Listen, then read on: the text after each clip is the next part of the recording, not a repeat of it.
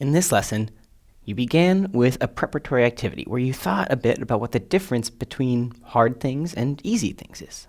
Then you read a bit about cognitive load theory and identified these three different types of cognitive load. Intrinsic cognitive load, the cognitive load that just is part of doing a task. Germane cognitive load, which is that part that's associated with building a new schema. And then extraneous, which is that bit of cognitive load that doesn't actually need to be there and which, as educators, we should try to minimize. You watched a bit of a Udacity lesson through the lens of this cognitive load theory, and then read a bit about information processing theory, which deals with these three different forms of memory: sensory, working, and long-term.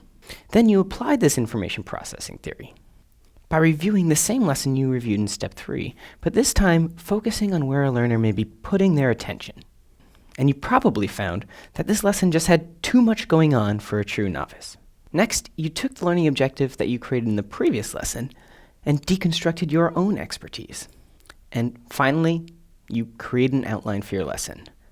The last thing I want to say is this: designing good learning experiences is hard. But when we spend time actively deconstructing our own expertise by focusing on where we place our attention, we can lay out lessons which will challenge students while still respecting the limitations of their working memory. Now, go and build incredible learning experiences for your students.